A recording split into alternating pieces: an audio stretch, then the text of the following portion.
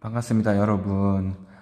저는 여러분과 1년간 같이 동아시아사 수업을 진행할 그리고 함께 공부할 김민우라고 합니다. 모두 만나서 반갑습니다. 네. 지금은 시험적으로 온라인 수업을 진행하는 것이므로 수업을 많이 하지 않고 일단 여러분들이 어떻게 수업이 진행될 것인지 정도만 하고 많이는 하지 않겠습니다. 자, 중간고사, 기말고사, 대입일정 등 아직 모든 것이 불투명하지만 우리는 이 자리에서 우직하게 우리가 할 일 하고 있으면 된다고 생각합니다. 저는 우리 모두 조금만 힘내서 이 난관을 같이 한번 이겨내 봅시다. 자, 시간이 없으니까 첫 수업, 시험 수업이지만 바로 시작하겠습니다. 오늘은 동아시아의 무대가 되는 동아시아 지역에 대해서 한번 알아보고 간단히 기록으로 남겨진 역사시대 이전의 선사시대에 대해서 간략히 알아보는 정도로 수업을 진행하도록 하겠습니다. 자, 책은 모두들 다 들고 있죠. 동아시아사 금성교과서의 금성출판사의 책입니다. 자, 옆에 모두들 교과서 18페이지 핀 상태에서 자, 선생님은 이렇게 필기를 판서를 이렇게 하면서 수업을 진행할 테니 여러분들도 옆에 A4 용지나 빈 노트를 두고 선생님이 하는 필기 같이 따라하면서 수업을 들었으면 합니다. 자, 본격적인 수업에 앞서서 자, 먼저 큰 타이틀부터 봐야겠죠. 오늘 시간에 배울 가운데 두고 오늘은 동아시아의 자연, 환경과 생업에 대해서 배워보도록 하겠습니다. 자, 동아시아사의 무대가 되는 동아시아 지역의 자연 환경과 이 자연 환경에 따른 거기 사람들의 생업, 생활상을 알아보는 시간입니다. 자, 먼저 동아시아의 자연 환경부터 알아봐야겠죠. 동아시아의 자연 환경. 자, 이 동아시아의 자연 환경에 관련해서는 선생님이 지도를 하나 준비했는데 이 지도가 모든 것을 설명할 정도로 엄청나게 중요한 지도예요. 자, 동아시아사라고 하는 과목에서 다루는 나라는 지금의 몽골, 중국, 베트남, 한국, 일본 이렇게 크게 5나라의 역사라고 보면 됩니다. 이 5나라에서 일어난 역사들의 상호관계도 알아보고 교류와 정복, 전쟁 이런 것에 대해서 알아볼 건데 이렇게 지리적 무대는 이렇게 나라가 된다고 보면 되겠습니다. 자, 먼저 이 동아시아 지형의 지형을 보면은 크게 서쪽인 지역과 동쪽인 지역으로 나뉜다면 서쪽 이 지역은 고원 지역으로서 높은 지역, 이 동쪽 지역으로 갈수록 점점 낮아지는 서고 동저의 지형입니다. 먼저 지형부터 알아보겠습니다. 지형은 뭐라고요? 어디가 높고 서쪽이 높고 동쪽으로 갈수록 낮아지는 서고 동저의 지역입니다. 자, 여기에 구역 4개의 구역이 있는데 1구역부터 3구역이 좀 중요하죠. 자, 가운데 두고 설명하겠습니다. 1구역 같은 경우에는 천산산맥, 타클라마칸 산맥 등과 같은 고원, 티벳 고원과 같은 고원을 중심으로 이루어진 지역이겠고요. 두 번째 2구역은 고비 사막 등과 같은 사막으로 이루어진 지역입니다. 자, 3구역 같은 경우에는 충적 평야 지형으로서 여기 나오는 황허강, 창장강 등의 큰 강들이 지금 모든 강들은 어디서 어디로 흐르죠? 높은 곳에서 낮은 곳으로 흐르듯이 서고 동저 지형에서는 고원 지역에서 이 바다 지역으로 흐르겠죠. 강도. 그래서 강이 흘러 하천에서 의해서 운반된 토사가 쌓여가지고 막 여기에 엄청나게 비옥한 토지가 만들어지는데 이걸 충적평야 지역이라고 하고 이쪽 지역에 사람들이 엄청나게 많이 거주를 하게 됩니다. 자, 동아시아사를 하면서 진짜 중요한 지역이 이 황허강, 교과서에는 황허강이라고 되어 있습니다. 황허강, 그리고 밑에 있는 창장강, 장강, 양쯔강이라고도 하는데 이 강을 위치를 꼭 정확하게 파악할 수 있었으면 좋겠습니다. 자, 이렇게 이 지도에서는 우리 동아시아 지역의 지형 분포와 강의 위치 그리고 구역별로 어떤 특징이 있는지 그런 것에 대해서 알아보았습니다. 자, 지도는 잠깐 밖에 두고, 자, 지형은 서고 동저의 지형이라고 했죠. 자, 두 번째, 이 동아시아 지역의 기후를 먼저 알아보겠습니다. 자, 우리나라도 동아시아 국가이기 때문에 우리나라의 기후의 특징을 보면 되겠죠. 우리나라는 여름에는 어때요?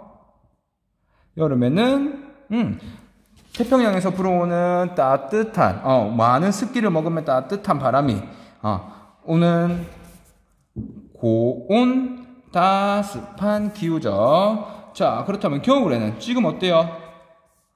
네. 기온은 낮고 지금 건조하죠. 저온 건조의 기온.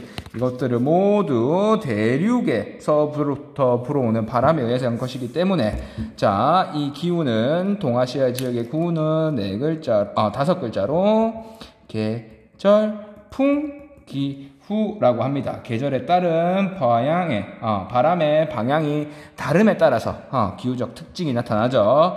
여름에는 고온다습하고 겨울에는 저온 건조한 계절풍 기후가 큰 특징입니다. 자, 세 번째 동아시아의 자연환경적 특징으로서 강수량을 한번 보도록 하겠습니다. 자, 지역에 따라서 강수량이 모두 다른데요. 자, 가장 작은 지역에 400mm 미만, 지금의 몽골 지역이라고 보면 되겠죠. 400mm 미만의 지역에서는 유목 생활을 하게 됩니다. 유목이란 건 한자로 떠돌아다닐 유라고 생각하면 될 거예요. 계절에 따라서 풀이 나는 지역을 돌아다니면서 목축, 소, 말, 돼지, 양 이런 거 키우는 그런 사람들을 유목민이라고 하고 그들이 하는 행위를 유목이라고 하겠죠. 주로 가축의 고기나 유제품 등을 먹고 가죽, 털로 옷을 만들어 입은 사람들을 유목민이라고 합니다. 이런 강수량이 적은 지역에서는 계절에 따라서 이동하는 유목 생활을 주로 하게 됩니다. 400mm 미만에서는. 자, 중간 지역인 400에서 800mm 사이에서는 농사 중에서도 물이 많이 필요하진 밭농사와 목축을 주로 산업을 이루며 살고 있습니다. 밭농사와 목축. 자, 그리고 이제 800mm 이상 되는 지역에서는 물이 많이 있는, 그리고 농사에서도 물이 많이 필요한 논농사를 주로 하고 있죠. 밭농사 같은 경우에는 주로 조, 기장, 밀, 보리 이런 거 키우는 걸 밭농사라고 하고 논농사는 벼 키우는 거죠.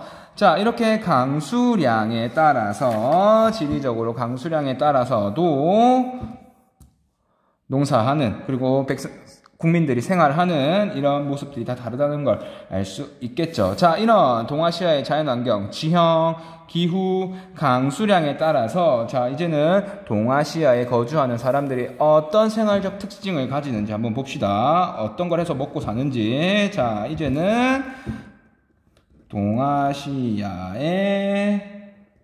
생업에 대해서 배워보도록 하겠습니다. 자, 생업은 크게 여기서도 나왔듯이 첫 번째 농경을 통해서 동아시아민들은 생업을 이어갑니다. 농경은 크게 밭농사와 논농사가 이루어지는데 밭농사 같은 경우에는 양쯔강 유역과 밭농사 같은 경우에는 황하강 유역과 만주 한반도 북부 지역에서 주로 이루어집니다. 자, 지도를 보면은 황허강 유역이 있죠. 황허강 유역과 만주 지역, 한반도 북부 지역에서 밭농사를 주로 이루고 있습니다. 자, 이런 밭농사는 아까 말했듯이 선생님이 조, 기장, 보리 이런 것들, 밀 같은 것들을 적은 강수량에서도 지을 수 있기 때문에 이런 지역에서 밭농사가 이루어집니다. 자, 논농사 같은 경우에는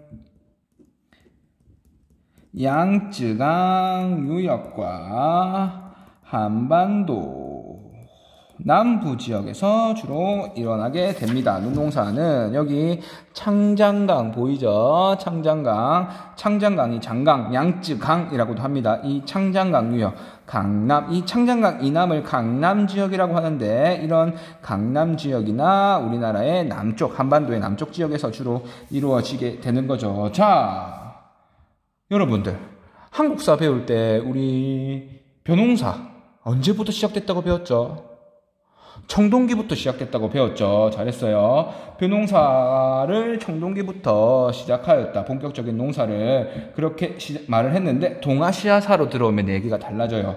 동아시아사에서 들어오면은 중국 지역에서는 BC 6000년 전부터 신석기 시대 때부터 이미 벼농사가 이루어져요. 신석기 시대 때부터 중국에서 벼농사가 이루어지고 이 벼농사가 타고 우리나라의 청동기 시대가 되어 돌아오게 되고 이후에 일본에 전해지게 됩니다. 자, 이미 중국은 신석기 시대 때부터 농경이 이루어졌고 논농사도 이루어졌다, 벼농사도 이루어졌다라는 것도 알 수 있겠죠. 자, 이런 농사라는 건 어디 막 돌아다니고 먹을 거 채집하고 수렵하고 이런 단계에서 할 수 있는 게 아니겠죠. 한 곳에 정착 생활을 하고 엄청나게 많은 노동력이 있을 때 가능한 게 농사, 농경이겠죠. 그렇기 때문에 이 농사를 짓기 위해서는 이 노동력과 자원, 이런 거를 통제할 수 있는 시스템이 필요하게 되는데 이 시스템을 통제할 수 있는 사람이 강력한 지배자, 군주겠죠. 이 농경이 발달할 지역은 강력한 힘이 있는 군주와 이런 군주가 있고 이 군주권이 엄청나게 강할 뿐만 아니라 이 군주권이 발달해서 우리가 알고 있는 고대 국가로까지 발전하게 되는 특징이 있습니다. 우리가 알고 있는 중국 지역이나 우리 한반도 지역이 대표적이겠죠. 자, 이제 농경은 여기까지 마치고 두 번째, 농경이 힘든 지역에서는 유목 생활을 하게 됩니다. 유목 떠돌아다니면서 목축을 한다고 보면 되겠죠. 선생님이 다시 한번 설명하지만 유목민은 주로 가축의 고기, 유제품 이런 거 먹고 가죽의 털로 옷을 만들어 입고 계절에 따라서 가축의 먹이를 찾아서 이렇게 막 이동하는 걸 유목이라고 해요. 자, 이들은 이동 생활에 따라서 이동식 가옥인 게르라고 하는 유목 먼저 계절에 따른 이동 생활을 하였다까지만 해놓고 게르라고 하는 이동식 가옥에서 거주를 하게 됩니다. 대표적인 유목민으로서는 흉노라고 하는 민족이 있었죠. 이들은 안장, 등자 등과 같은 기구들을 안장이 뭐죠, 여러분? 말을 탈 때 오랫동안 말을 탈 수 있도록 말과 사람이 많이 접촉하는 면을 줄이고 지금의 카시트라고 보면 되겠죠. 등자는 말을 탈 때 우리가 짚고 올라가는, 발을 걸 수 있는 그런 걸 등자라고 하는데, 등자가 있음으로 해서 우리는 양손을 자유롭게, 말을 안 잡아도 되니까 말을 잡지 않고 발을 걸어 놓으면 되니까 두 팔을 자유롭게 쓸 수 있게 되면서 유목민들은 엄청나게 기병이 강했다. 말을 타고 싸우는 병사인 기병이 강했다라는 것을 알 수가 있죠. 자, 이런 유목민들은 개별 부족에 우두머리만 있을 뿐 모든 부족을 통할하는 그런 군주는 없었어요. 자, 그래서 이런 유목민들은 군주가 아니고 부족장 단계에 머물렀다. 그런데 만약 모든 부족들을 이런 부족장들을 통할할 수 있는 군주나 국가가 등장을 하면은 아까 말했듯이 안장, 등자 등과 같은 이 기마 기술들을 바탕으로 강력한 기병으로 중국 중원을 침략해서 중국의 영토를 탐하기도 하죠. 자, 일단 유목의 특징은 이렇습니다. 자, 먼저 동아시아의 자연환경적 특징을 배웠고, 그리고 이 자연환경적 특징에 따른 동아시아 민들의 생업에 대해서 각각 배웠습니다. 자, 첫 번째 오늘 배우기로 한 동아시아의 자연환경과 생업, 여기까지 배웠고요. 자, 두 번째, 이제는 동아시아 지역의 선사시대를 한번 배워보도록 합시다. 자, 선생님 좀 준비를 할게요. 자, 크게 타이틀은 동아시아 지역의 선사시대라고 하는데, 자, 여러분들 선사시대가 뭐죠? 네. 석기시대 말 나오는 데도 있고, 그렇죠. 선사시대란 역사 이전의 시대라고 보면 돼요. 우리나라의 모든 인류의 유구한 역사를 크게 두 등분으로 나눈다면은 역사시대와 선사시대로 나눌 수 있겠는데, 자, 이 기준점이 되는 게 바로 역사적으로 기록이 되었는지 아닌지로 가지고 역사시대와 선사시대로 구분할 수 있습니다. 자, 그렇다면 역사시대는 역사서, 기록을 보면 되는데, 선사시대는 기록이 없는 선사시대는 어떻게 우리가 할 수 있죠? 바로 유적을 통해서 우리는 상상적으로 그들의 생활을 추론해야 되겠죠. 자, 이런 동아시아 지역의 선사시대는 우리 이미 초등학교 때, 그리고 중학교 때, 고등학교 때 이미 다 배웠어요. 한국사 시간에도 배웠고. 그래서 선생님이 짧게 하고 빨리빨리 넘어갈게요. 먼저 선사시대를 한다면은 유적, 도구에 따라서 또 시기를 구분해요. 먼저 석기시대, 너무 쉽죠? 석기시대는 크게 구석기, 신석기 똑같아요. 자, 동아시아 지역의 구석기 시대, 동아시아 지역의 신석기 시대도 우리가 알고 있는 한국사 시간에 배운 것과 마찬가지예요. 구석기 시대 도구는 어떤 도구? 뗀석기를 사용했죠. 돌과 돌을 부딪혀서 돌을 떼어냈다고 해서 뗀석기라고 했죠. 주요 생활 방식으로는 채집, 사냥, 어로 등을 활용을 했죠. 자, 이런 것들은 우리가 벽화를 통해서 알 수가 있습니다. 자, 그들의 거주 지역은 아직까지는 채집, 사냥, 어로를 하기 위해서 이동 생활을 했기 때문에 동굴이나 막집에서 거주를 했습니다. 자, 구석기 시대 때까지만 해도 아직까지 무슨 생활? 이동 생활을 했다는 걸 알 수가 있죠. 이거 다 고등학교 1학년 때도 배웠고 이미 초등학교 때부터 배웠어요. 자, 이제 조금 더 발전된 시기인 신석기 시대에 들어오면은 이제 이전 뗀석기에서 좀 더 발전된, 좀 더 예리하고 좀 더 날카로운 어떤 석기? 간석기 시대가 되면서 이제는 채집, 사냥, 어로도 어느 정도 하지만 이제는 본격적으로 농경이 이루어진다고 했었죠. 신석기 시대는 농경, 그리고 옥축을 하게 되고, 거주지역으로서는 집을 지어서 생활을 하게 되고, 각각 토기를 만들어서 여기서 만들어진 농경물, 곡식들이죠. 그리고 목축에 의해서 만들어진 가축의 고기, 이런 것들을 저장할 토기도 만들어집니다. 자, 신석기 시대는 이전과는 다르게 이제는 그 부족을, 무리를 이끄는 어느 정도의 중간 지배자 정도, 아직 강력한 우리가 알고 있는 왕 정도는 아니겠지만 부족의 우두머리인 씨족장들이 부족을 다스리고 통제를 합니다. 자, 농경을 하게 되면서 그리고 생산물이 생기게 되면서 갈등을 중재할 이런 씨족장들이 필요를 하게 되죠. 자, 그리고 안정적인 농경과 비바람이 불지 말고 태풍이 불지 말고 기온이 온난하게 해주세요, 이런 걸 빌고, 목축을 할 때도 늑대가 나타나지 않게 위해 해주세요, 이런 걸 비는 원시적인 신앙이 신석기 시대에 이르러 나타나게 됩니다. 자, 선생님 이걸 스타라고 하는데, 스타, 샤머니즘, 토테미즘, 애니미즘. 여러분들 이거 다 알고 있죠? 샤머니즘은 뭐죠? 어떤 존재에게 구원을 구하는 건가요? 무당에게 신의 말을 듣고 그런 거를 비는, 기복적인 걸 비는 무당을 믿는 게 샤머니즘이라면, 토테미즘은 동식물을 자신의 수호신으로 믿거나 하는 것들을 토테미즘이라고 하죠. 애니미즘은 모든 동식물, 자연물에는 뭐가 있다? 정령이 있다라고 하는 믿는 기본적인 아주 하급에 원시 신앙이 발전된 시기도 신석기 시대다.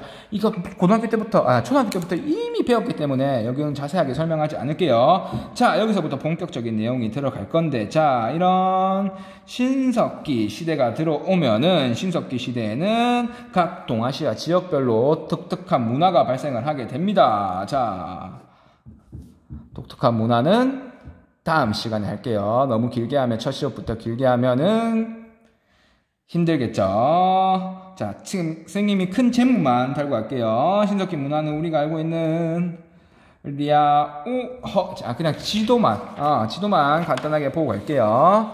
자, 이거 자세한 설명은 다음 시간에 하고, 이 랴오허강 유역, 황하강 중류와 하류에서 각기 다른 문화가 발전하고, 창장강, 장강, 양쯔강 다 같은 강이죠. 여기 지역에서도, 그리고 이 한반도 지역에서도 각기 다른 신석기 문화가 발전을 하게 되는데, 그 다른 특수성들은 다음 시간에 선생님이랑 같이 배워보도록 합시다. 자, 수업은 여기까지 하고, 여러분들은 지금부터 해야 될 일은 오늘 배운 내용들을 바탕으로 교과서 한번 읽어보고 18페이지부터 읽어보면 됩니다. 자, 오늘 배운 데까지만 읽어보고, 그리고 선생님이 지금 자료로 올려준 자료를 문제 3개, 크게 3문제인데 그거를 출석 확인도 하고 개념 확인도 하기 위해서 선생님이 올려놓은 거니까 그거 리로스쿨에 올릴 수 있도록 합니다. 이상 수고 많았습니다.